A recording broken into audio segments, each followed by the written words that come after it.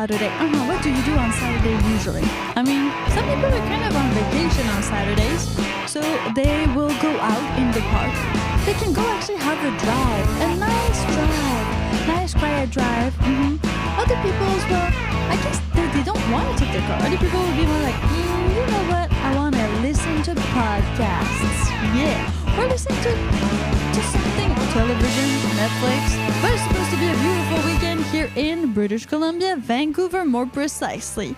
I'm Piper, and you are listening to While You Wait, the podcast that talks about everything and anything electric vehicle related. Oh, yeah, even on Saturdays, what? I know, we don't take any breaks. It's crazy. So, with that being said, we are gonna talk about anything and everything related to electric vehicles. That means that, hey Carl, how are you today? Thanks for tuning in. That means that I am still going with the actual representation and the actual podcast being open to any sort of discussion.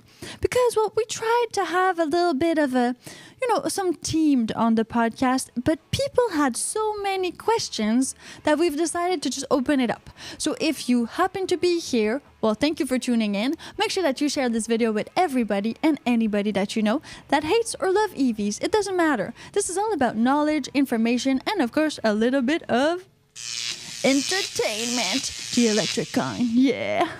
That is what we're going to be doing. If your Saturday is looking bright up, or if it's any other day of the week, because this podcast will stay on my YouTube channel. Oh, yeah, in the playlist While You Wait, the podcast. You can listen to it, do whatever you want with it every day of the week. Doesn't matter. I read some amazing comments in our comment section on the channel, and one person was talking a lot about misinformation about electric vehicles. So I want to dive right into that.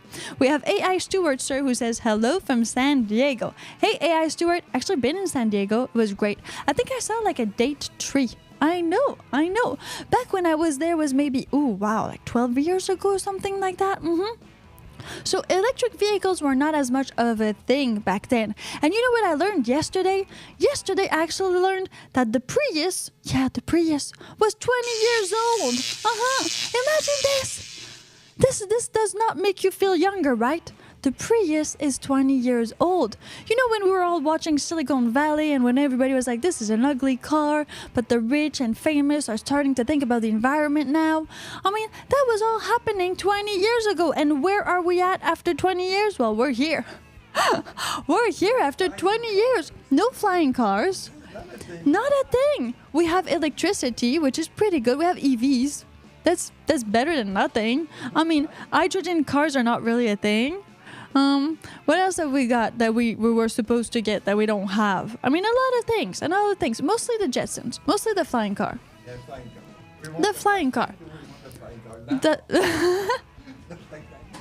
When do we want the flying car? I mean, we even tried like flying planes with electricity and actual sun power. So there is a plane that does sun power and it worked, but it's a one-man plane. It's not like a huge plane. That's not working so far for the planes. For that type of transport, EV is not good for everything. I mean, it's not good for everything. I have to say it. This is an EV podcast. And I'm not saying it to satisfy the haters out there. I'm saying that, well, it has some limitations.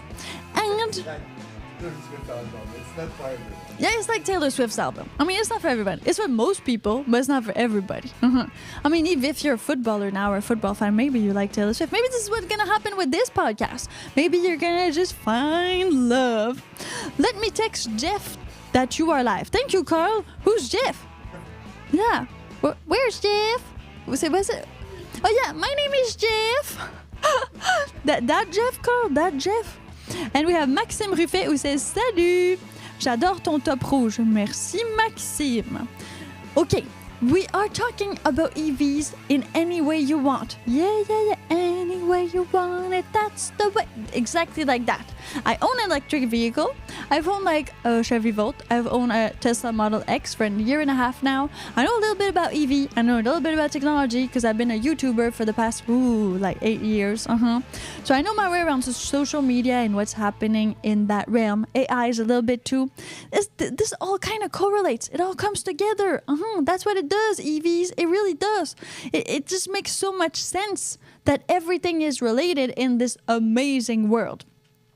We've heard a lot of disinformation and misinformation in the comment section of our YouTube channel. And there is a lot of that everywhere on the internet. It's not just related to EVs. But since, well, that's the subject that we are going to talk about because this channel is all about EVs, we're going to talk about any misinformation or disinformation you might have seen on EVs. But that's where it gets tricky. Because maybe you think that's the real information. So you're not going to be like, Piper, I read this and this is not true. Because maybe you think it is true. That is why I want you to talk in the live comment section right now. This podcast is live. Oh, yeah, at the time of the recording. Then, of course, after it's live, it goes into the podcast playlist while you wait. While you wait for your EV to charge or while you wait to make the EV switch. I'm there to make sure that you make an educated decision, that you get informed with all of our awesome EVs in the live comment section. And, well, I did sparkle a little bit more on the side. Just because. Piper Power. Yeah, that's what I like. Thank you, Maxime. Carl says he is next door, but he is busy with the boys doing work. That happens on Saturdays. People get busy doing work. That's why this is amazing. This is a podcast, so you can just listen to it. You don't even need to watch it. You can just put it up as a radio. And then if you have something to say, well, just have somebody write in the live comment section. That's simple. I've heard a few disinformation in the relation of the EVs. One of them being that they explode. I know we talked about this a lot, but quite frankly, we've heard about explosions. We've heard about theft, that they were easier to steal. We've heard about a whole bunch of things that are related to that. If any of this is giving you ideas, well, make sure that you actually put these ideas in the live comment section. Okay, that's not necessary, Maxime. It's all cool. Yeah. Now, the thing is, EV haters have been around for a while, but let's just not talk about EV haters. Let's talk about, that sounds like aviators, right? Because I'm not pronouncing the H. EV haters. But it's always been like that with every new thing that comes out. It can be like the radio, the television, social media. There are some people that are not ready to make the switch. There are some people that are reticent is a word in French. I don't know if it works in English. That don't really want to go there. It's new, and new is often very scary, and change is scary, and some people just don't like that. They don't like for things to change. They want to keep their gas vehicles because that is what they know. But if you would talk to your grandparents, if you are over probably 50, well, they would tell you that they were fine with their horses. And you would be like, whoa. So that was their reality back then. Same thing for us right now, if you are of age. Well, it's probably the same thing. You're like, well, I'm all right with gas vehicles because that's everything you've ever known. But that doesn't mean that, you need to stay and stick with that for the rest of your life. The next generation is always going to do something new. Now, I think that part of the reason why EV has some haters, it's because it's new. This is definitely a subject. This is definitely a good subject. The fact that it is new makes it so that some people are scared of it. And so, well, they hate it without even knowing why. Just because it is new, it gets some hate. It's kind of sad that way, but that's just the way it has to be. Carl de Boers, hey, I have to wonder how to steal a Tesla. So we talked about this a little bit in the last podcast. It's very hard to steal a Tesla, a podcast. It's very hard to steal a podcast. It's very hard. It's very hard to steal a Tesla. It's actually one of the less stolen vehicles. From what Tesla figured out. Yeah, in our last podcast before this one, that it was really hard to steal. Why? Because your Tesla is connected through an app through you. Meaning you know where your Tesla is in real time all the time.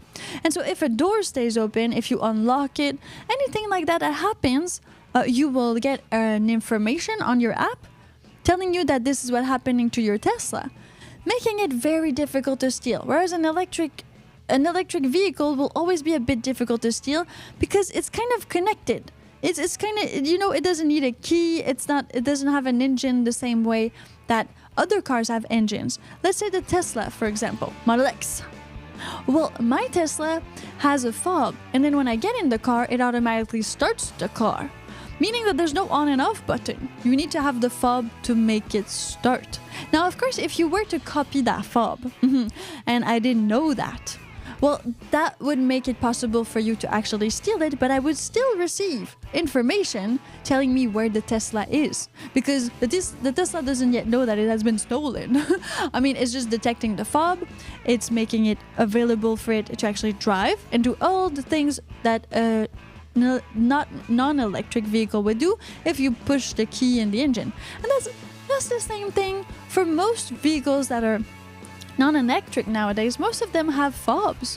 The start engine button is not really a thing anymore. So stealing a Tesla or stealing a more recent car model is a bit of the same issue. You need to hack the software, or you need a duplicate of this fob or this app. You need to actually have access to the key. And breaking the window will not give you access to anything that could make the Tesla start. Not to my knowledge. If I am wrong, please leave a comment in the live chat. I would love that. Why would you break the window if you have access to the car when you can just... Exactly. It makes no sense. It makes no sense. If you do have access to the Tesla, well, you have access to the Tesla, so you can open the door, you can open the window, you can do whatever you want with it. That doesn't mean that it's not going to send me information on where it is because I am linked to it. In that sense. Now, Maxime says, combien coûte ta Tesla, s'il te plaît?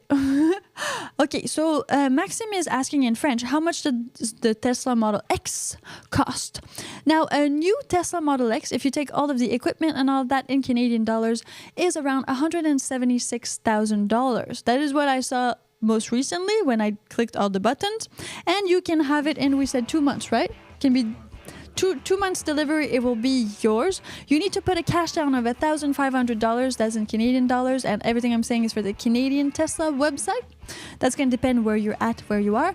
I bought mine pre-owned, which cost me approximately $71,000. Yes, that's without loans and all that stuff. So $71,000 for a pre-owned Model X 2016. I bought it a year and a half ago.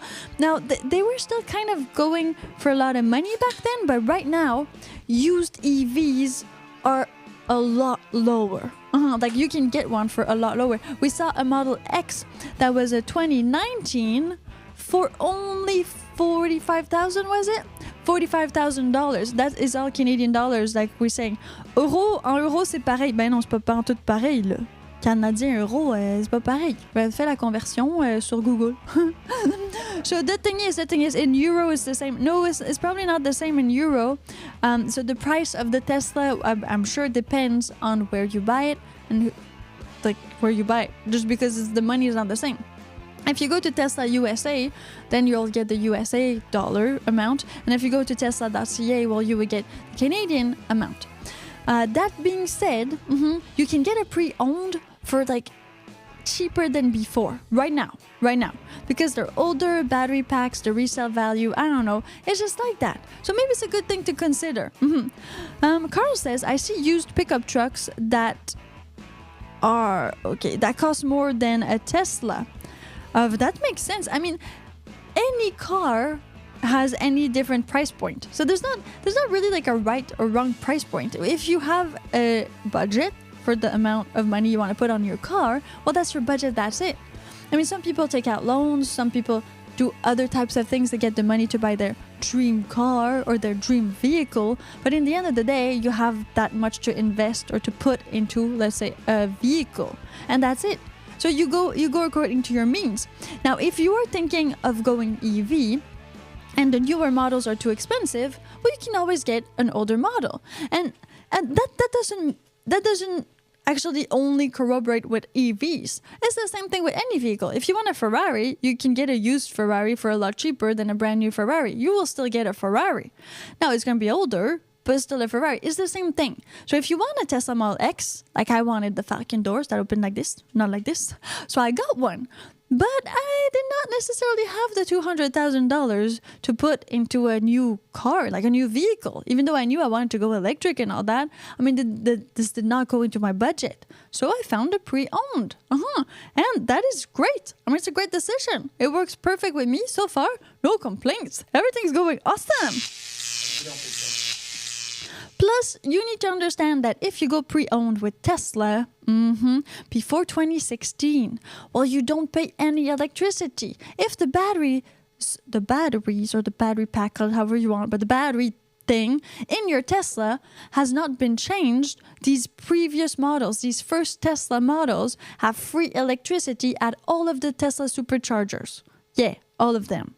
Which makes it so that I don't pay electricity. For the same price point, if I would have bought, let's say, the BMW electric for $71,000, well, I would have had to pay electricity. Much like if I would have bought a Mercedes non-electric, I would have had to pay gas. But I would have still had the budget of $71,000 to put into a vehicle. And that's what you need to think about. What is your budget? And then what is your budget like on a weekly basis to fill it up? Either with electricity or gasoline. So far, here in Canada, electricity is way cheaper. So for the same budget, you should definitely choose an EV. Definitely. Because it is way, way cheaper. And I was even reading a guy on X. He was saying that he got himself a Cybertruck and he had a Tacoma before. So that's another type of pickup truck, if I'm not mistaken. And his Tacoma would cost him approximately $95 USD to fill up. Now his Cybertruck, when he plugs it at home in the low electricity cost, meaning that when the electricity prices are low, he actually is paying only $10. So that's a thing with electric vehicles. If you do have a place to plug them and you have your own home electricity, you can actually have more choices, more options of payment, meaning that you can choose to plug it when high electricity demands are there. That's going to cost you more, but still that is your choice. And then you can choose to plug it or like fill it up, let's say, when the electricity costs are low. But you don't really have that choice with gas. I mean, some people are like, okay, I'm going to go at the gas station on Tuesday because Tuesday is supposed to be cheaper. But then maybe you go far away and all that and you have no choice. You don't decide the price of gas. Plus, it fluctuates. It goes crazy. I mean, this is really it. EV gives you a lot more possibilities in that regard, in controlling your savings, I would say. Thank you all for tuning in. I'm Piper.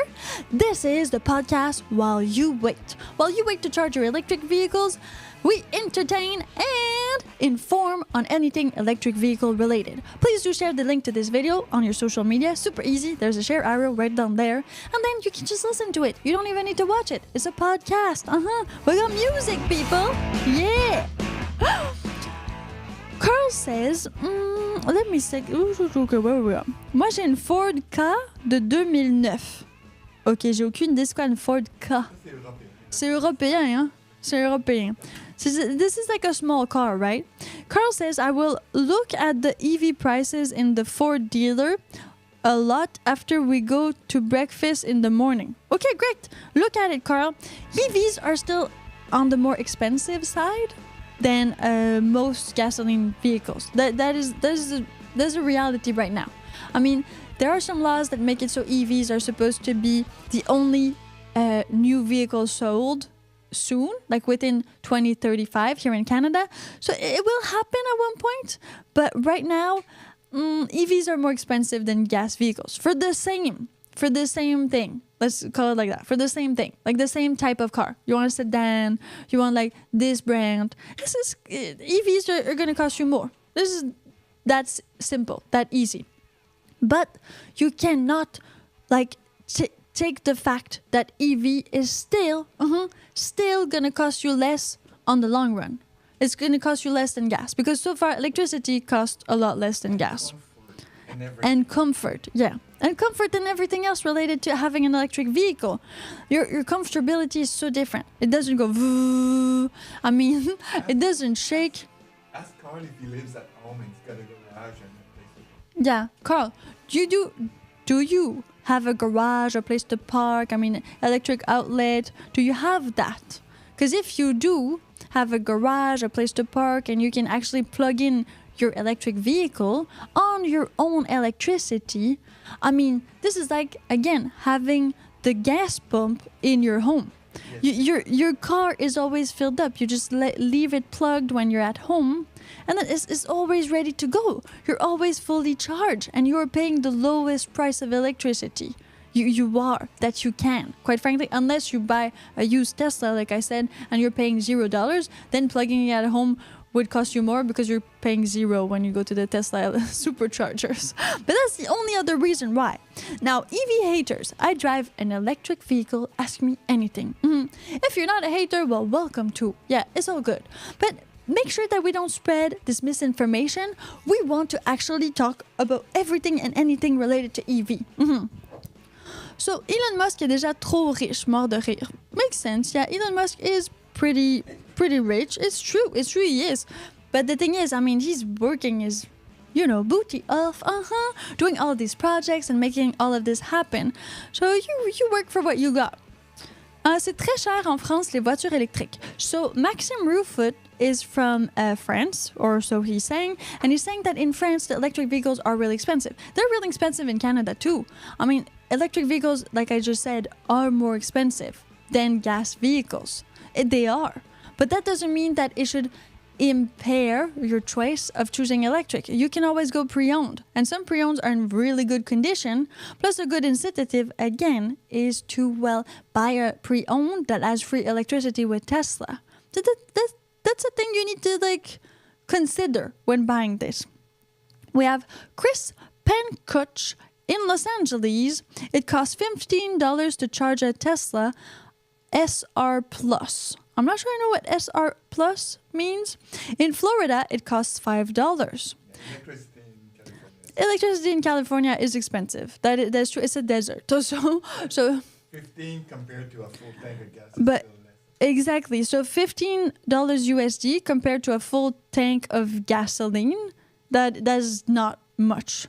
But that's what he's saying. It costs $450 for the charger and $100 for wires and stuff. Oh, that's a bit expensive. But that's a bit expensive. So some people were saying in our comment section that you can actually, some government incentives are available in some states. So you can actually get the charger for free if your province or your state does that.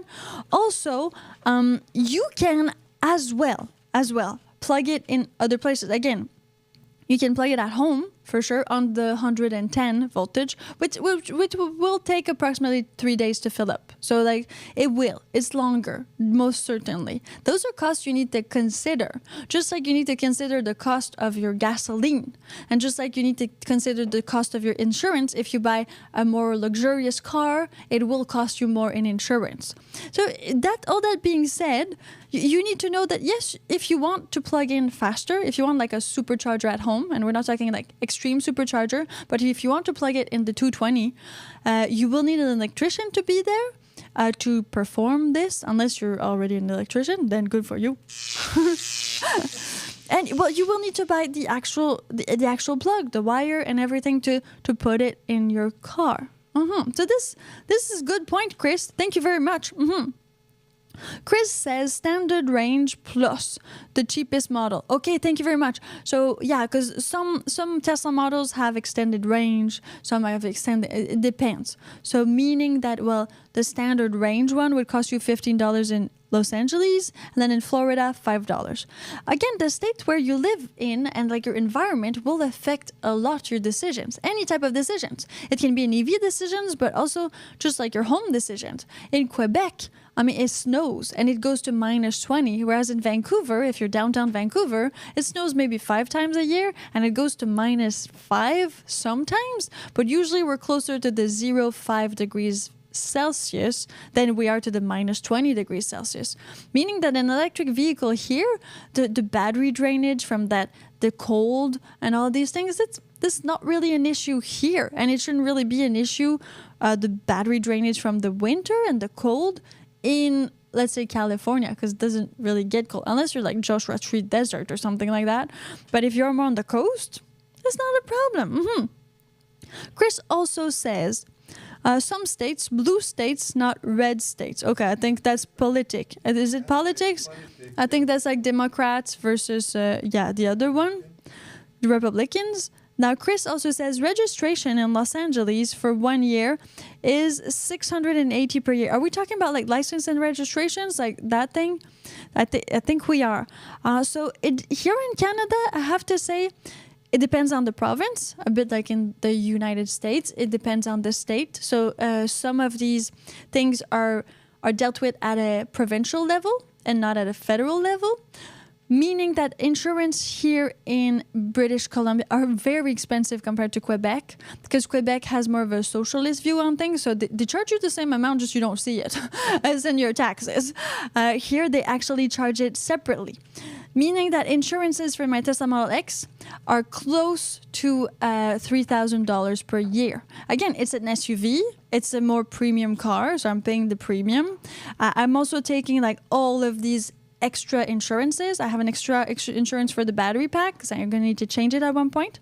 And I have full coverage. So if I am in an accident or if somebody else is in an accident with me, like all sides are covered. That doesn't mean when you see me, you should jump on my car, okay? But I mean, it is what it is. I took like the whole thing, meaning that is more expensive. But seriously, I don't know anybody who likes to pay these things, just like taxes. Most people don't like to do it. And that's the price it costs. Now, there are some rebates for electric vehicles in some provinces and states. I know that when I purchased my Chevy Volt, I had an $8,000 rebate on it at the price of sale. Like right there and then. The government offered this incentive for people to buy electric vehicles. Maybe it's like that in your actual country or state. Maybe you have incentives that you can benefit from. And that can also be a possible incentive on your, not driver's license, but on your license and registration.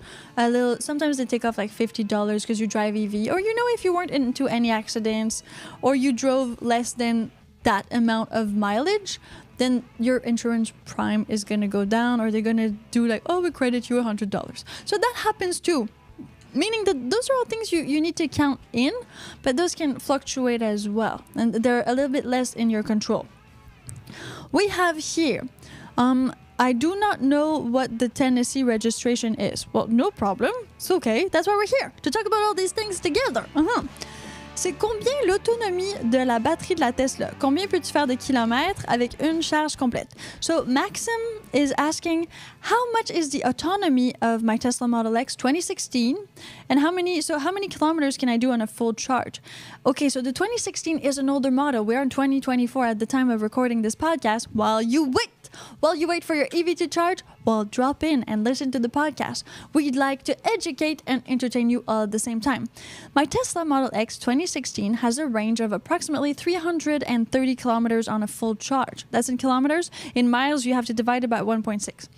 Meaning that that is not a lot, because that is one of the first models. So all electric models have a lot less range in the early beginning. Nowadays, you can see the Tesla, the biggest one, the Model S, so biggest in features and stuff like that, like the fast car of the Teslas, goes to 402 miles. So you have a range of 402 miles, which is approximately like 600 kilometers. But you need to pee anyway. That's the thing. It's just like a gas car. Yes, you have 600 to 700 kilometers on a, let's say, a normal family car, but you're still gonna need to pee. You're still gonna need to. You're still gonna be hungry, thirsty. You're still gonna, if you're traveling with other people, they're gonna need to pee. Maybe not you, but that's still gonna happen. So you're still gonna have to stop. Now, as for my Tesla, how far that goes is 330 kilometers on a full charge, depending on, of course, the condition of the road, the iciness. If I use like the AC full max, like that will all make it go down faster. If it's minus 20, it will make it go down faster. These are things you need to think about, but in the long term, they should not like affect your choice in a way that charging is just part of that philosophy. And that is why we have this podcast. Charging is part of the philosophy. And quite frankly, when you do own a gasoline car, unless like you really want to go see your girlfriend and you don't want to sleep, you will stop and pee somewhere. It's not, you don't only stop to fill up. It has happened to you in your life. It has happened to me in my life because you wanted to get there fast. But in general, that's not what happens. You stop because you want to eat. You want to spread your legs. Not that.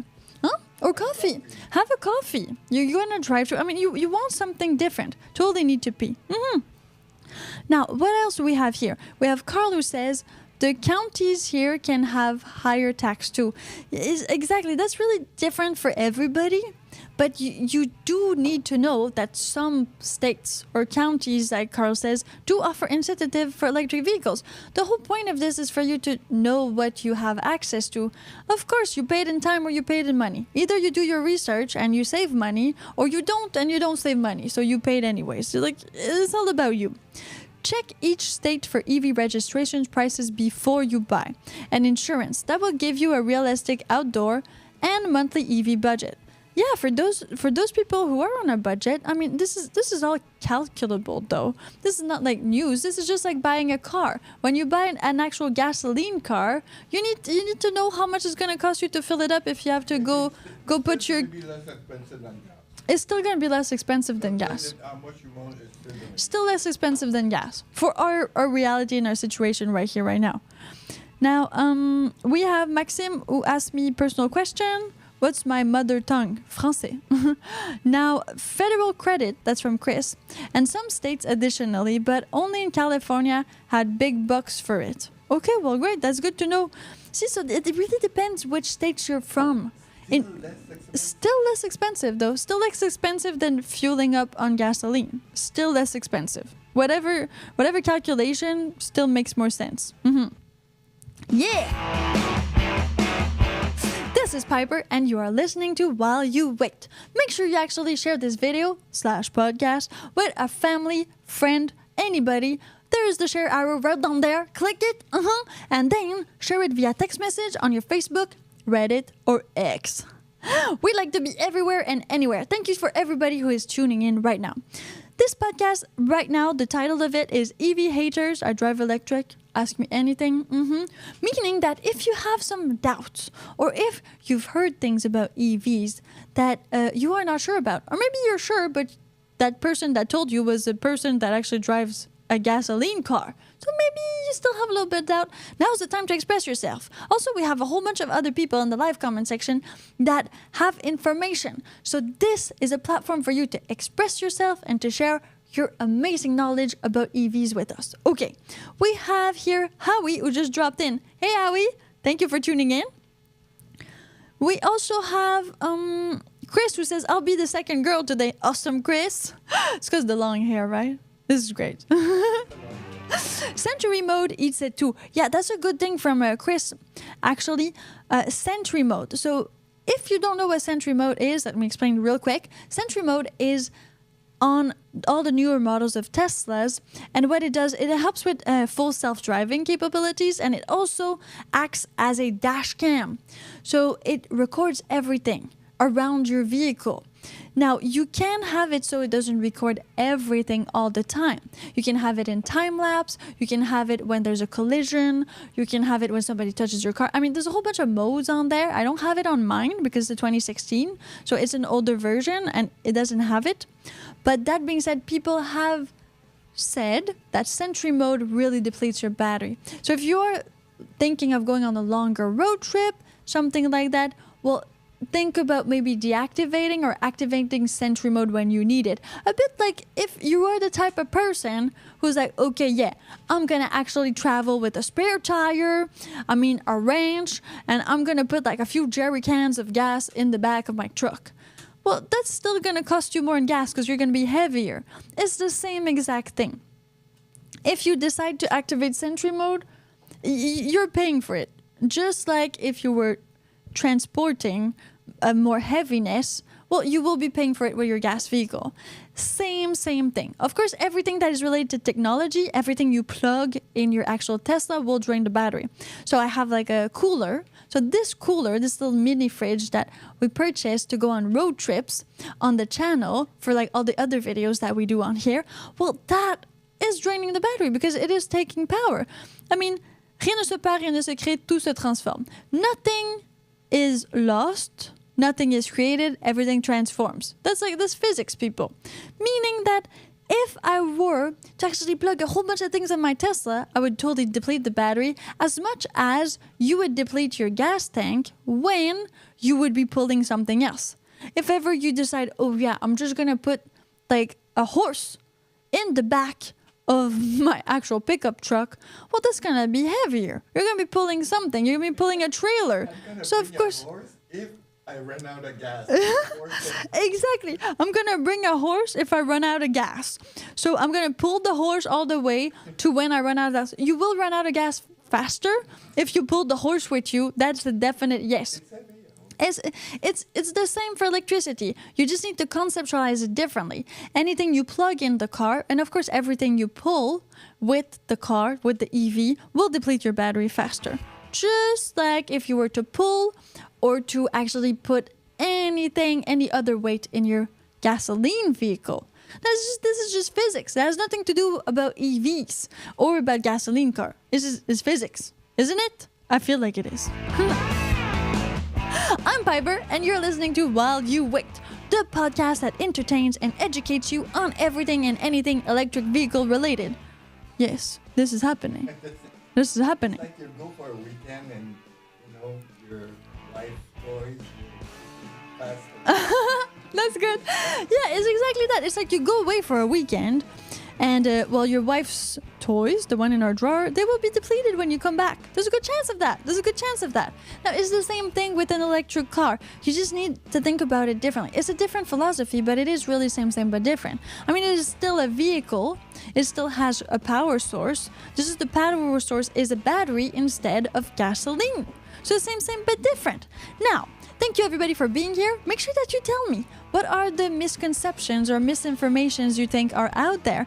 We've heard a lot of people say that EVs would be more dangerous, but quite in fact, every time we're looking at stats, they're not more dangerous. People have range anxiety. That's another thing that is very present. I mean, some people say that it costs more in the end to purchase an EV. Same AFO you use for your EV. What's an AFO, Chris? HAFO, message retracted. Okay, so I think that was retracted. Let's just not go there then. So yes, the thing is, an electric vehicle, for all it's worth, it's a car. It's a vehicle. In the end, it's supposed to bring you from point A to point B. That's its whole purpose in life. Now, the way it brings you there is a little bit different than a gasoline vehicle. Just like a horse was a little bit of a different experience than a gasoline car. You need to feed the horse. You need to make sure that the horse goes pee. Well, sometimes it can kind of poop and walk. That's a weird thing with horses. But I mean, in general, it has to do things. And so you have to plan around the fact that if you are choosing to go from point A to point B with a horse, you're going to need to feed it. It's going to need maybe a blanket. It's going to need to sleep. It's going to need all of these other things that maybe you can all do on your horse. Same thing for a gas vehicle. The gas vehicle you will need to tank, you will need to maintain, repair, and well, this is true about gas vehicles. Electric vehicles, you will need to repair, maintain, and charge. That's the biggest difference with an EV and an with an EV and a gasoline car. The filling up portion. That's like pretty much the only thing, and we're not talking comfort or all that. The filling up part. So the filling up of an EV is a bit longer than a gas car. Of course it is. Of course, this is a fact. So far, we haven't found a way to kind of, plug the EVs on the highway. There was all these drawings. I saw this. They wanted to have electric highways so that the EVs could kind of be powered just like these buses here in Vancouver that are tied to electricity. So that could be an idea. Dos ex macchiato. So that's not machina, it's macchiato. Great. I also bought FSD, that's full self-driving. So it's for the Tesla to self-drive. This is the newest thing. Outright before the $100 subscription cut. It's all good. I'm having second level charger installed, but for now it's okay. There's a supercharger down the street. Okay. So that let me read the first comment first. I just saw it. We bought our first Tesla/EV and drove it off the lot last Friday. Well, congratulations on your first EV. with the 110 volt charging, that means like home charging, that's fine for our local needs. That's what most people say. Because you have kind of the gas pump in your own home, usually you don't need 300 kilometers. You will rarely need 300 kilometers. And if you do need like 400 kilometers or you do need this long road trip, you just go to a supercharger before you fill it up. And then you're going to need to go to more superchargers anyways. I mean, you're going to need to fill it up at some point. Energy is not like infinite in a car, in any car. So that's why after that, Carl says, congratulations. Yes, congratulations for your first EV. And thank you for being here, Dos Ex Macchiato. We'd love to have like real information about real people that are driving EVs. I also bought the FSD outright before the $100 subscription cut. It's all good. I'm having a second level charger installed, but for now it's okay. The supercharger is down the street. Chris says, yeah, that's what I did. I installed my own with the state reimbursement money California offered. Then I moved to Florida and took it with me and wired it there. So that's the thing. When you buy an electric vehicle, if you actually want to charge it at home on here in Canada it's 220, so the 220 volt instead of the 110, well, you will need somebody to actually come, an electrician, to rewire it, to make sure it's okay. And you will need this charger, this special charger. It's like wall adapter mount thing. So you will need all of that to be installed. And then, yes, your car will charge faster than if you weren't 110. I mean, again, it is physics. It's the amount of power you're putting in and how fast it can receive it. But for most things, most people do not need to have a supercharger at home or do not need that to spend that maybe $500, depending on the state or province, to get that extra charging because they have a supercharger near them and it's charged even faster to go to the supercharger. So why would you need to pay that to get the charging at home? Not necessary. So actually, Dos Ex Macchiato, how are you finding the charging? So you went to Tesla superchargers. How long does it take you usually? Do you get out of your car? What do you do when this happens? Because I think a lot of people are they're more scared about the waiting time of the charge than the actual range anxiety. Like they're scared that it's too long of a time. Whereas I find so far from all the travels I've done with my Tesla Model X that it goes by really fast. Like you can always find something to occupy yourself, and usually you actually want to do something else. When you're stopped to charge, you want to get out of the car. Yeah, you can listen to this podcast. That is why we created this podcast that is actually called While You Wait to Charge Your EV. That is it. That is what the purpose of this podcast is. Hello, Michael Duders. Thanks for tuning in. Tesla's charging is one experience. The rest are well. Okay. The rest are well. Dos Macchiato says, at the time we watched the game on YouTube TV using the browser. Or this morning she is going out of town, so we had breakfast. Yes. Yeah, you can have breakfast like in the car while this is happening. You have internet. You have this big screen TV. There's even games in there. There's karaoke. You have access to a whole bunch of podcasts, things like that. Plus, most people have their phone. Dos Ex Macchiato says, yeah, the name of the podcast is Genius. Thank you so much. We appreciate your feedback. This is amazing. Thank you very much for tuning in. I'm Piper, and this podcast is called While You Wait to Charge Your EV. And Dos Ex Macchiato, actually, you could listen to this podcast with your wife in your Tesla, or you can watch any of our other type of videos where we do reviews of Supercharger. So 20 minutes in your Tesla or 15 minutes at the gas station, it goes really fast. 20 minutes goes fast, and usually it only takes 20 minutes on newer Tesla models to get to that approximate 80%. If you are at a supercharger, meaning 20 minutes is nothing. We're not talking about 2 hours. We're not talking about waiting 3 days. Of course, you wait 3 days when your battery is completely depleted and you're charging it at home from the wall. But you always kind of just need to go to a supercharger. Like when you're at home and your car is kind of empty, you're going to need to go to a gas pump. It's the same thing. That has not changed. Will Garcia just dropped in. Happy Friday! Yeah, it is Friday. And I'm in love with EVs. Oh, it's Friday. It's Friday for Will. Oh. It's Friday for Will. Where are you? It's Friday for Will. We're Saturday here. We're totally Saturday. We're totally Saturday. Chris says everyone must pee, and that's another great thing. Everyone must pee, and most often, not all times, but most often, Tesla Superchargers are in really great locations. So far, there's only one that I visited. It was in a town, so there was stuff to do around, but I mean, it was in a town, so that you would have to go to maybe like a restaurant or something like that. But most Superchargers are either near malls, in underground parking lots, meaning that, well, you actually have amenities nearby. So Tesla did not put the Superchargers at random places. I mean, they wanted for you to stop there, and quite often there are amenities there for you to, just go for a walk or Go to Costco. get a coffee, go to Costco.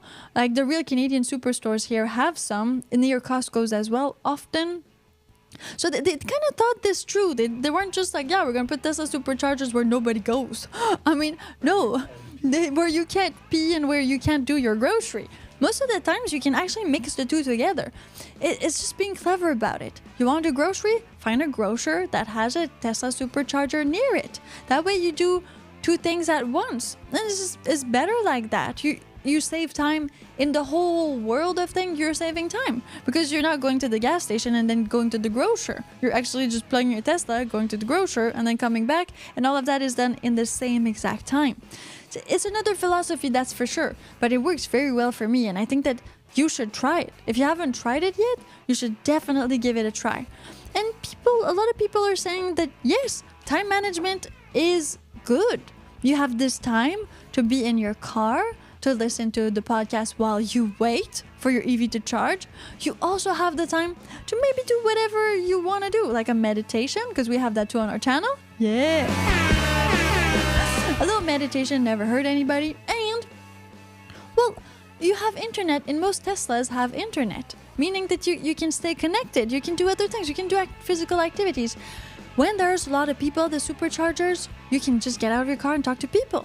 Most guys just do that. Plus, when you have a Tesla Model X and you open the Falcon doors, people are going to come and talk to you. It's like a chick magnet, but it's a guy magnet. It's a guy. It's a guy magnet. I just opened the Falcon doors and I'm for sure going to socialize today.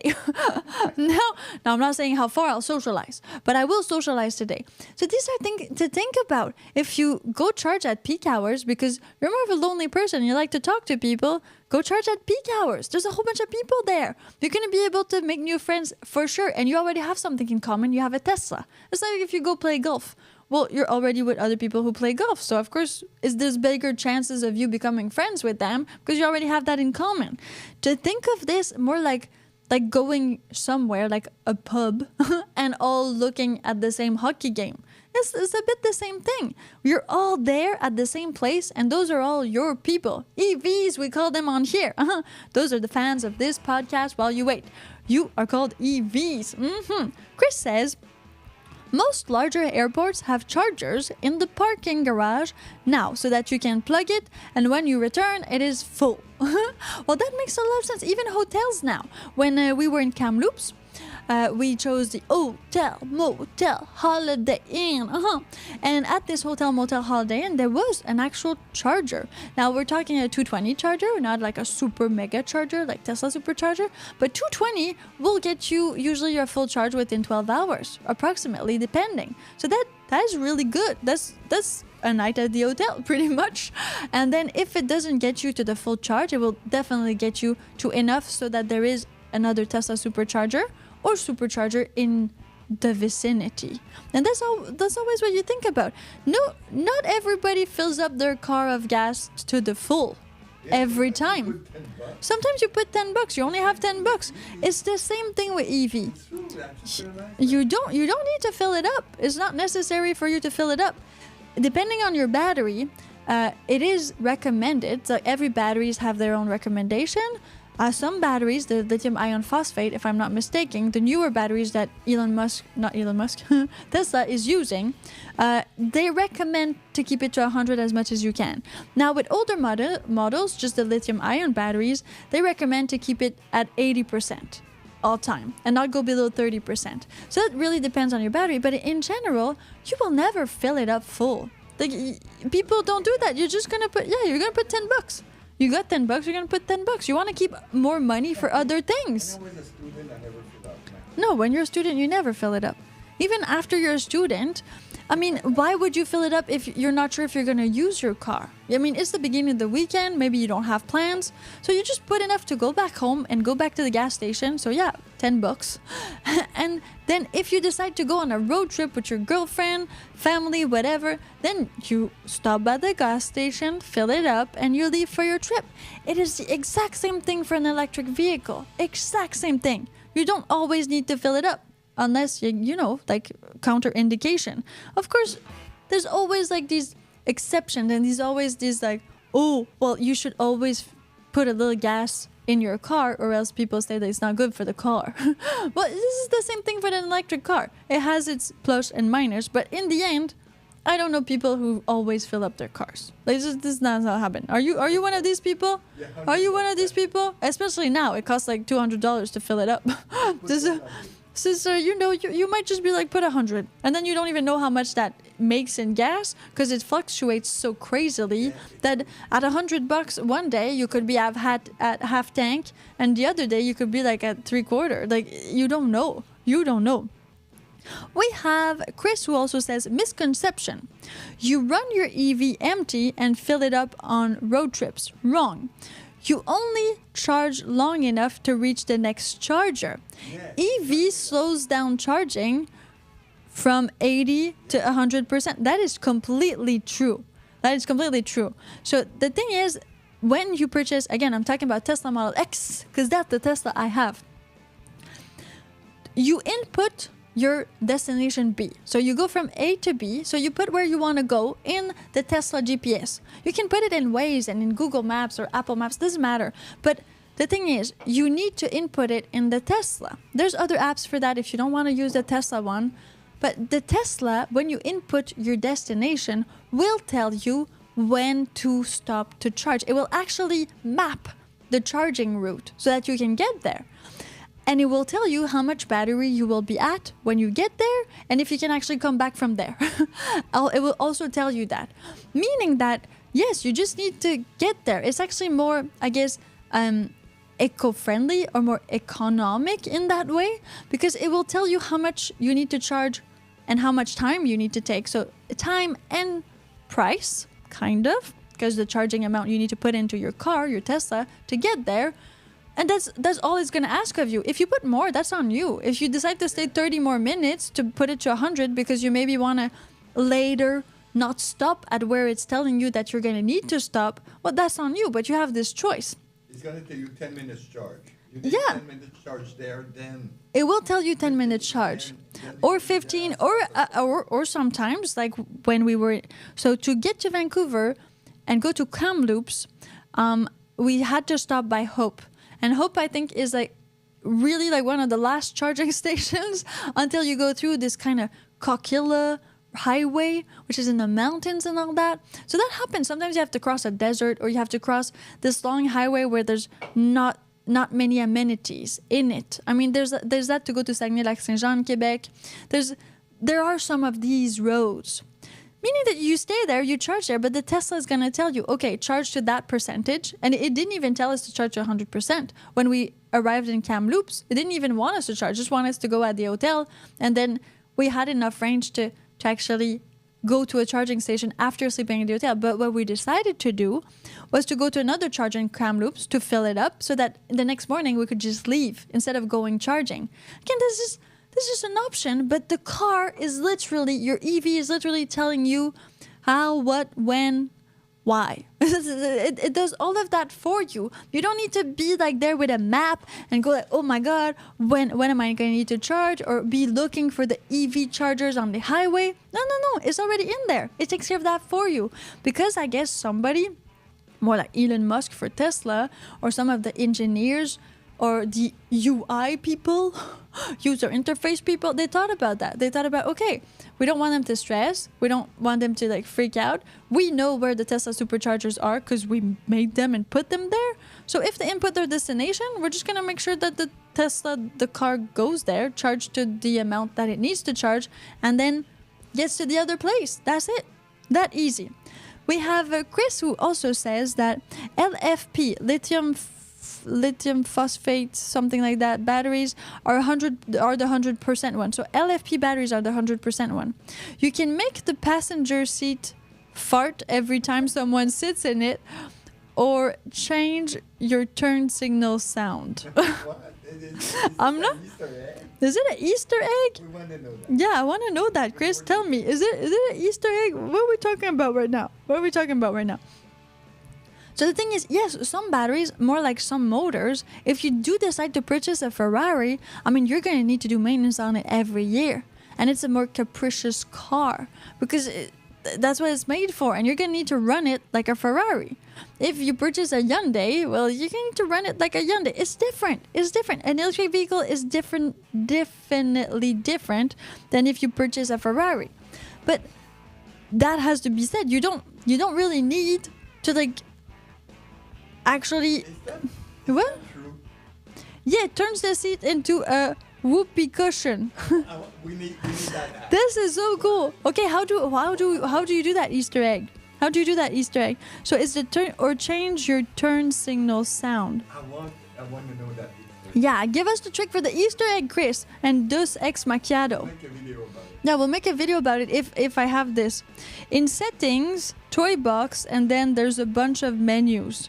Okay, maybe I don't know if I have this one actually because my Tesla is a lot older.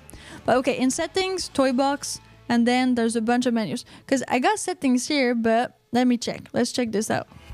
Are you talking on the app or on like the actual car? Like, is that where you go to it? Because here I don't have settings.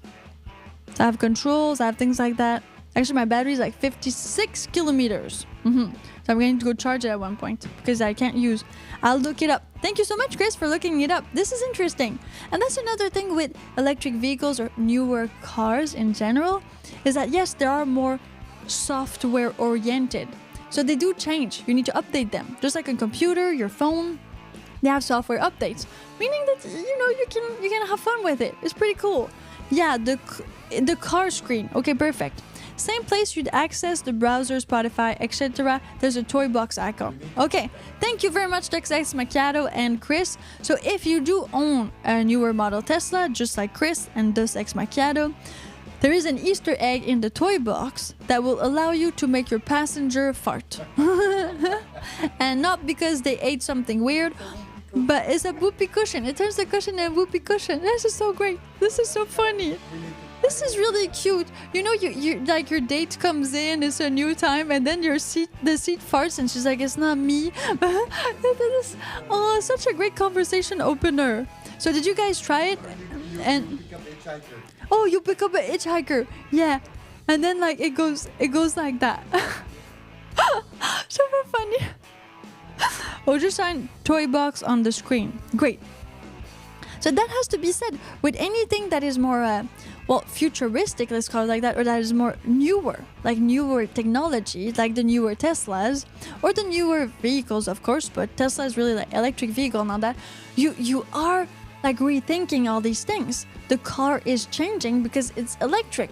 So there's a redesign that goes into it. So you actually touching, or you are in something that has been like reinvented, which is like amazing. I think the Cybertruck is one of the best like definition of that, because even with the Volt, like Chevy Volt that I had before, they wanted to take away the shifter, but they didn't, because they thought it was too early adopter for most people. Most people would need the shift stick, so the Volt had the shift stick in the middle, and we're not talking about shifting because it's a Volt.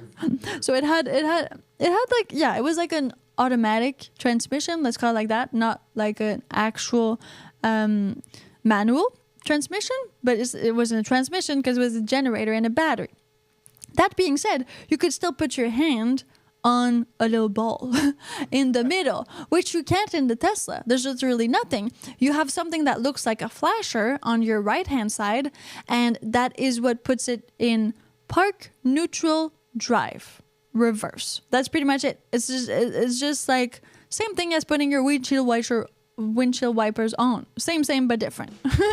So that's another way of driving. Again, if you, I rented a Porsche, like a Porsche at one point, and if you want to switch gears with it, you don't have this stick. You have these like big, yeah, there's a Formula One shifter. So you just click behind the steering wheel. There's these big pads, like metal pads, and you click on them, and that's what makes it switch gears. Now it is kind of a mix between automatic and manual. Like we get it. It can do kind of both in that Porsche at least. And it was not the Cayenne. It was the Panama. No, Macan. It was the Porsche Macan. So when I tried it, it's fun. It's a fun experience, but it's a very different style of driving because you don't have a shift stick. It's beneath the steering wheel. Some people prefer it. It was so new for me that I tried it. I was so scared, and then like I would not shift at the right time because it's not as intuitive because you just haven't had this learning curve. You just didn't, and it's okay. Yeah, my name is not Schumacher. No, it's more like Piper. I'm Piper, and you're listening to the podcast while you wait to charge your electric vehicle. And while you wait, we have conversations on EVs. Everything and anything related to EVs. Misinformation, disinformation. You just purchased one? Come and tell us. It's like there's ex Macchiato who just purchased his first EV. This is amazing. So share the love. Share everything you've got. This is great. Now, we also have Awi who says, my friend's Tesla's front light have mode that makes it look like disco lights. Does your ex do that? Yes.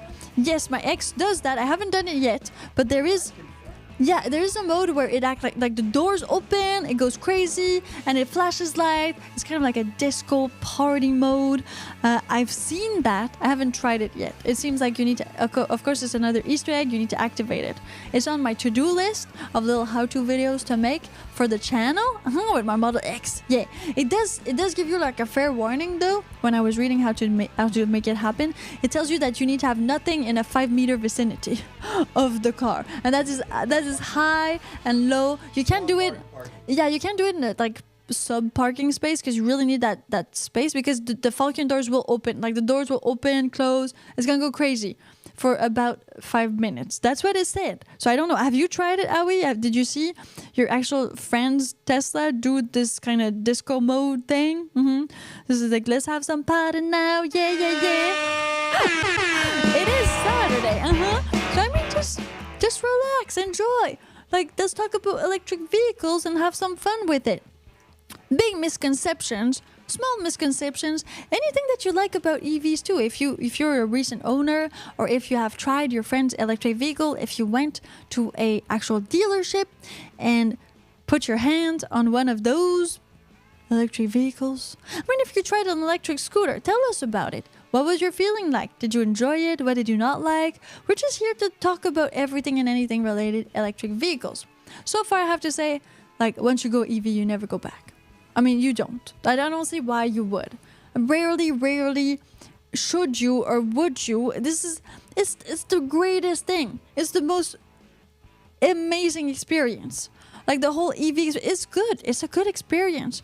You're in the garage. It doesn't smell anything. I know some people like the smell of gas, but quite frankly, you should not sniff gas. This is not good for you.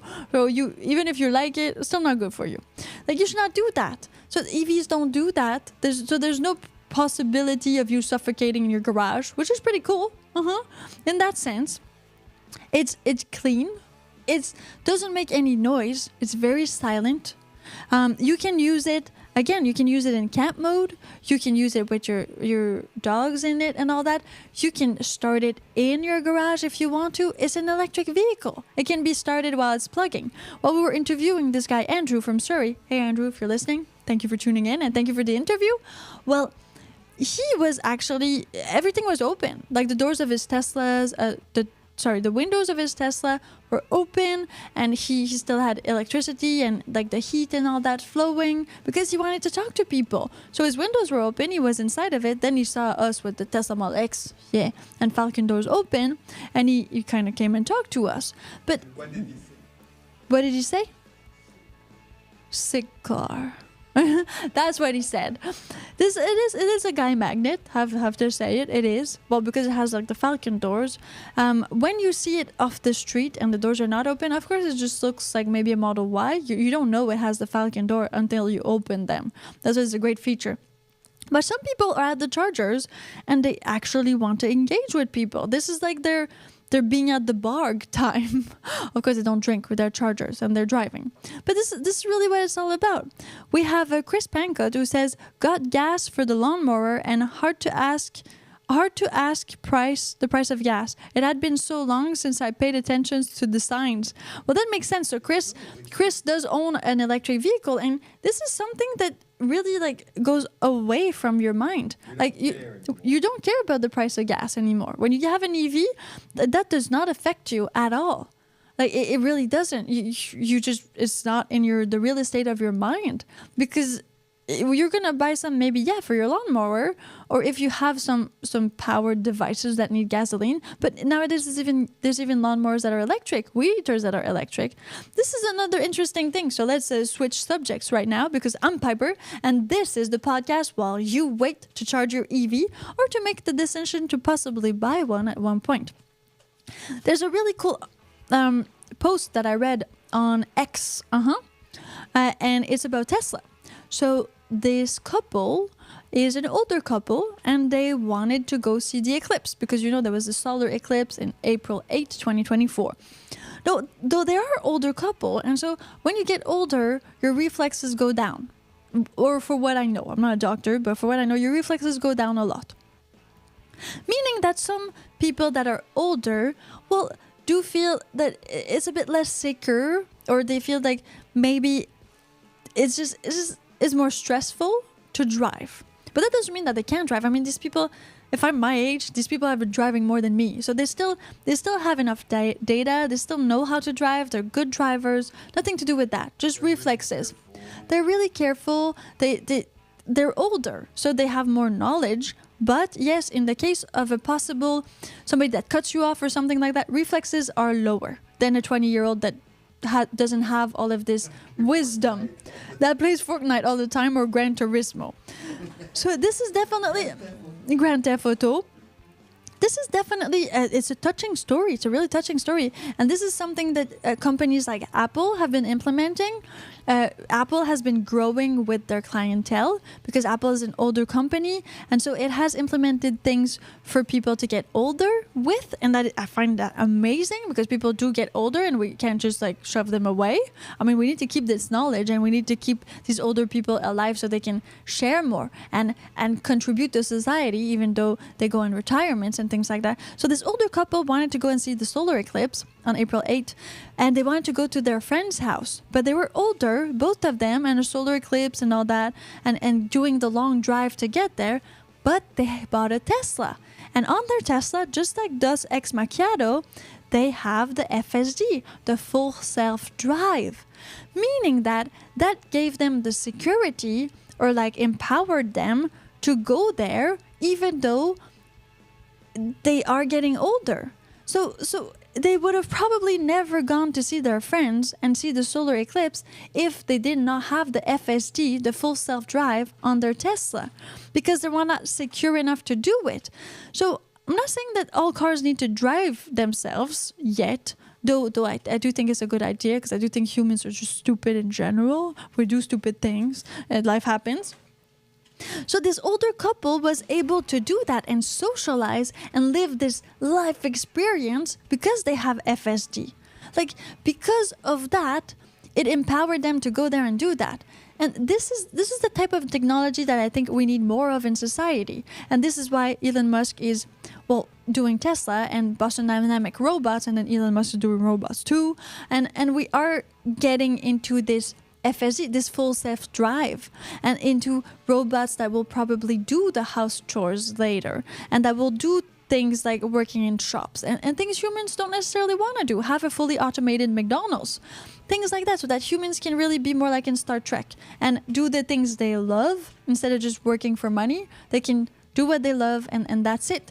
So this is the beginning of this, I feel, from this old couple who who couldn't or would not have decided to drive on that day, well, they went somewhere, they lived a beautiful experience that is a once in a century experience.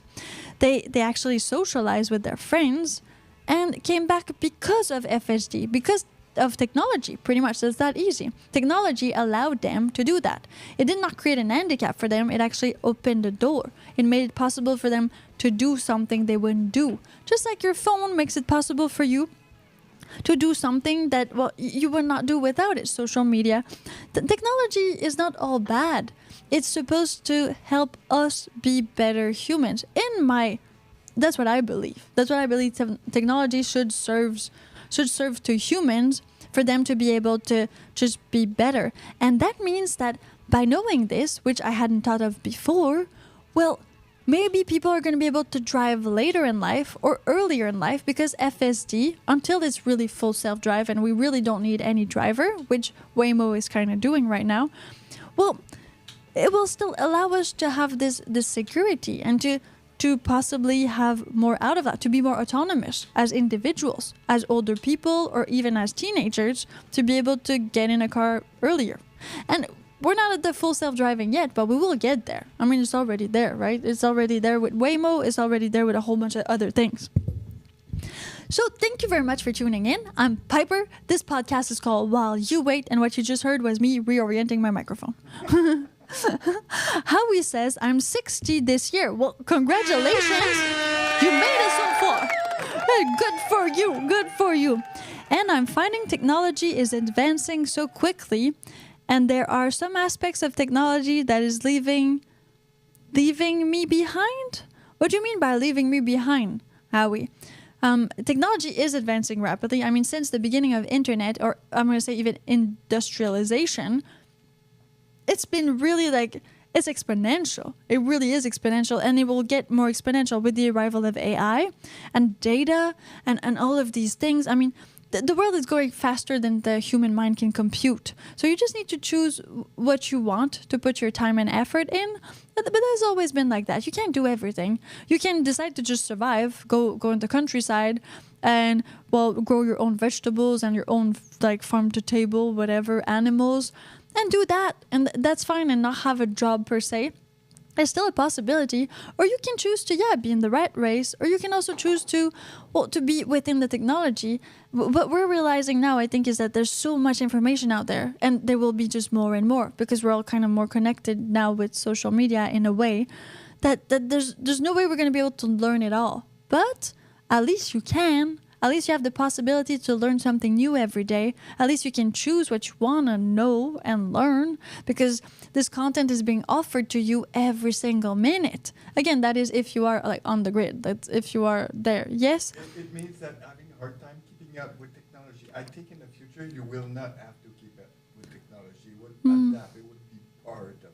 You would not need to learn. Yeah, that's a good point. Just okay, so in the beginning of electric vehicles, or let's take something that everybody knows, because most of you guys here right now in my audience is that age. So when they got out the first computers, we're talking like Commodore 64, and what's the other one? VIC-20. So VIC-20. When they got out these computers, you actually needed to read the F manual and learn how to code a little bit, because you need to not prompt, but more quick commands to access the computer. There was no UI. There was no user interface. You were directly in the computer. So everybody who had access to a computer was a programmer, a coder. Everybody was. You had to. There was no other way around it. Now, when I came to be, I mean, computers had a UI. They had a user interface. You just click on the icon, and it goes to where you want to go. You don't need to you press your foot with your finger now. It's even it's touchscreen. My iPhone is just a screen. There's no buttons. The buttons are on the screen and it knows where they are. So all of that technology has been IBM PS1 exactly. You don't need to learn technology. You don't exactly. I think that's what you're saying is true. You will not need to learn technology at one point. We are still kind of in this, I guess, learning curve of technology, but it will be so much a part of life so soon. And when I say soon, maybe like a few years for sure. Not my lifetime probably, but it will be so integrated, even with like Neuralink and these like chips that we want to put in people's brains so that we are more connected. And that way you'll just know it. It's going to be more like intuitive, native to us. Maybe it's going to be a cyborg way. I mean, I don't know, bionic way, but it's just going to be there. The thing is, we are still kind of creating that world. It's not there yet. That's why we need to always learn, and we still need to do software updates. We still need to kind of update and like learn the new technologies. Like Netflix was not a thing. The iPhone was not a thing. Computers were a thing, but now that there's something completely different. But some things have stayed. Podcast is like the new radio. Radio is still there. I mean, journalism has evolved. Now it's a website instead of a journal. Magazines are not really print magazines anymore. Television is not really television anymore. It's either Netflix or YouTube. Manuals that you got when you bought something are now live videos on YouTube. I mean, all of these things are changing, and they're changing rapidly, but at one point it will stabilize. Everything kind of does stabilize in a way. So yeah, you probably have a brain implant later that's going to make you connect with your car and you won't need a key. Just like before you needed an actual like folio, you need a little piece of paper, you went to the bank, and you put... your breakfast because you got Parkinson's, and now it makes your stuff shaky. So, or eat your breakfast because you got Parkinson's. Yeah, so the robot will feed you, and it's all going to be different, or make you stop shaking because it's a Neuralink implant, and these implants can do that now, like now and soon. We're going somewhere very, very special. Now, Chris says, I'm so old, still use an analog tube amp. Yeah, but that's just vintage. I have a tube amp too. I have an orange tube amp and another one. I mean, again, these things will never die. It's not true that they're never going to be there. Plus, with the arrival of internet, we have all of this data. Like some of the problems with the history of mankind, like the Vikings, let's say, is that Vikings did not freaking write. They did not do that. Just like before Genghis Khan, like all the Mongolians did not really write. So we have like things based off of, and we have people who decide to write books on them later in life. Like 40 years after that time was all over, and they romanticized it a little bit. But now we really have internet. We really have all these things that make it so that we will not forget in the same way that we used to. So it's all going to stay there. Meaning that, yes, the younger generation finds the 80s cool. Why? Because they actually can see the 80s. They can see the 80s. If you couldn't see it, or there was no data on it, well, there would be no nostalgia. Like, it wouldn't be there. You can be like, oh yeah, I love tube amps, and now a younger person could just go on YouTube and see how to make his own tube amp and start selling them on Etsy. This is like, it's accessible, it's there. So most things will not die anymore. They'll just be reinvented differently. I feel like 80s ruled. Okay, well that's Chris. What do we do with I do not agree with that. I do not agree with that at all. Piper, I'm not looking forward to that Parkinson's implant. Why not? If you have Parkinson's, you will love to have it, because right now the only thing they have is an anti-shaking spoon, which is, I mean, it's better than nothing. At least you can eat of your own volition. but that's what we're seeing. And I feel like if you do always jump on the early adopter boat, if you always do your software update, if you change your phone every year, of course, if you have the means, let's not go there. But you will always have the most technologies that you can have, and you will always be able to understand where the world is going, because it's kind of easy to become a futuristic person if you know exactly what is available out there for you, and you have all the newest gadgets, like the newest things, and you know what's coming out. Then you can kind of figure it out. I mean, the Vision Pro from Apple is like we're gonna say like the newer version of what the Oculus was, like DK1, and we're talking about that like 10 years ago. And it was something else in the 90s, and something else before that, this kind of television vision and this VR AR world. So it's been there for a while, but it was always going to go to that. The iPhone will probably not be relevant later, or I believe it will not. I believe people will just have glasses, or maybe a bit like in Black Mirror, like actual implants that will allow them to have all of the technology in their face and not actually on their desks. But that's just me mumbling about the future of technology.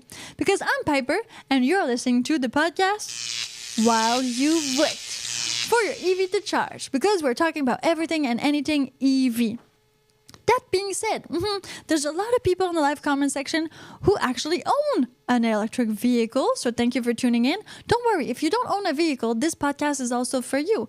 Either to convert you to the EV side or, well, to just understand better what is up with the electric vehicles that we have. How do we feel as electric vehicle owners, and what we think and you think, so that we share all this information. Chris says the over-the-air update Tesla offers is one of the best part of ownership. So I don't know the over-the-air updates Tesla offers, but that's the thing. That's the thing. The Tesla is probably the first car that is getting upgrading during the life of owning it. That is really good comment. That's really good comment. That's from Dus X Macchiato. And then we have Chris Pankuch, hey, who also says that, well, they're both Tesla owners. Now, that's the thing. A Tesla is more like an iPhone than any other vehicle. So it has software updates all the time. They find a bug, they fix it, they update it. Yeah, fix it, press it, upgrade it. Stuck a matty.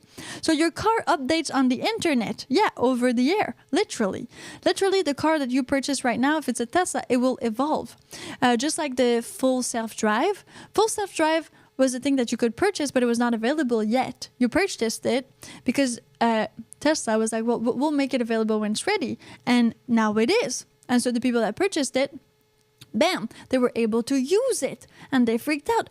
But there will be more updates like that. Not the updates need to be natively installed physically in your Tesla. And in a few other EV models, of course, they can just be updated. Like, it's a software update that unlocks this potential on your vehicle.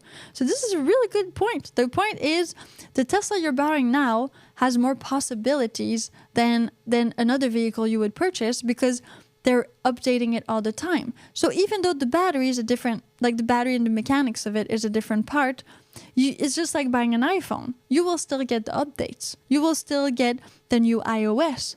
Until, of course, it's become, we're talking like 5 years later, that doesn't count. But you will still get all of that. All of that. So if you buy another type of car, you're buying the car, let's say, from 2025, and that's what you're getting, a car from 2025. The Tesla is growing with you. Piper, pet dog mode updates. So on the Tesla, there is a dog mode that can be found when you go in climatization. It's super easy to find. Or yeah, why no cat mode? Because cats stay home, right? Dogs travel, cats stay home, except for Taylor Swift's cat will come with her everywhere. So that is the thing. The Tesla has a dog mode. And why no cat mode? Elon Musk, please answer this in the live comment. Yes, please do. Meaning that, well, the car is going to self-climatize or keep its temperature for your dog not to overheat or freeze. In that sense. So you should never kind of leave your pets or family in a locked car. but you should know that the Tesla has this feature. So if you see a dog in a Tesla, there's a big amount of chances that the dog mode was activated and that there is ventilation there and that the dog's gonna be fine, even finer than outside, because if the owner actually updated to put the biohazard on it, it means it's breathing more fresher air than you, so you should switch place with the dog. That would be a better idea. Put yourself in dog mode. Dave Frank says, could they drive themselves around and perform maintenance on their own? Kind of like limo service, maybe in the future. Yeah, Dave, I think we're going there. A place where cars are going to do their own thing, robots are going to do their own thing, everything to serve like humans, of course, and to make our lives easier and to get to the Star Trek, to get to people really doing what they want to do in life, finding their purpose and their love and passion, and doing that solely that, not having to work for money. That would also be like the things that I wish for the future, and that's what I'm aiming at. We have Walter Johnson who just dropped in. Hey Walter, thank you. Chris says, fun fact, Starlink sends stickers with cats on the dish. Yeah, I've seen that. Starlink was like, well, the first video they aired, I think, and I didn't know it was Starlink, but I think I saw this thing where one of the actual videos they sent off off Earth to see if it would work is an actual cat video. Of course, humans would do that. I mean, people like cats for some weird reason that I do not comprehend. But they sent a cat video, and they wanted to see if it would work sending a video to space. Because so far they sent we sent radio frequencies, but never videos. And that happened, I think, about a year ago. About a year ago, they sent a cat video, and it worked. The cat video was viewed by, I don't know, the stars. the people up there. Yeah. We have Tesla service technicians comes to you. Another plus with a Tesla owner, unless something horrible goes horribly wrong. That is true. So with your app, every time there's a problem with your Tesla tells you in the app or on the dashboard. And then it tells you, well, do you want service? And usually when it tells you that there's a problem, you say, yes, I want service. And the Tesla technician or mechanic, call him however you want, because it's not really a motor, but whatever, he comes to you and fixes all of that. I'm saying he because so far I haven't had a girl, but they might be there. I don't know. I mean, non-gender is all cool, but I haven't had a girl yet. And so they come to you and they fix it. I had a problem with Freon. So then I went to the actual Tesla repair shop because that was a bigger problem. But apart from that, all the times that I had needed maintenance, they did that where my Tesla was parked. Pretty much that easy. Where you're parked, they come to. And they still do like a routine checkup. They inflate your tires. They make sure everything's okay. Like this was great. The only thing I have to say about the Tesla maintenance when I went physically there for repairs is that they did not wash the Tesla. And that I was a bit sad about. I mean, especially because it's a Model X. I mean, that's the top of the line. And when I had a Mercedes that was worth a lot less and a lot older, Mercedes gave me the full thing. They washed the car. Not the inside, but they washed the outside. So that, I feel, is something that could be added to Tesla. Just a little outside wash when they actually do take the car with them, which they so rarely do. I mean, for just, customer satisfaction, I would do that. You need to clean the car. I mean, if somebody, even we were talking about that, if you take glasses, somebody's glasses, and you adjust them, you should clean them before you give them back. This should be part of the service. Charge me a little bit more. I don't want to even know that this charge is there, but clean the car. Clean the car. It makes sense that you should clean the car. A car is a happy customer. Yeah, a clean car is a happy customer. And it doesn't cost much to do it. Just clean the car. just clean the car. Does electric cars have cruise controls? Yes, well, most electric cars actually have full self-drive. So electric cars, since they're so new, they have the newest technologies installed in them. And most electric cars have this, I guess, philosophy of you not driving your car, for them to be able to self-drive. It really goes with the whole philosophy of owning an electric vehicle, for you not to drive it at one point, for it to be completely self-sufficient. I think it's a concept, but it really is like that. Does the car smell like hot battery? That's a good question, Dave. Yeah, no, actually, I don't know what a battery would smell like when you open Duracells. Yeah, maybe toast a little bit. Yeah, Chris says no smell at all. It's true. I don't smell the battery per se. When we had a Freon problem, there was a noise. But there was no smell, because I know that when you get a new computer and sometimes it heats a little bit, it smells like components, electrical components, like the PCB or things like that kind of smell, because they're melting a little bit again. But I've never had that with Tesla. Yeah, vape, no, nothing like that. Nothing like that has ever happened. But if you do get a weird smell from your car, please do tell us. We would love to know. we would love to know. This is very interesting. Now, I'm Piper. This podcast is called While You Wait for Your Electric Vehicle to Charge. And on this podcast, we entertain you, and we also share knowledgeable information about anything related to electric vehicles.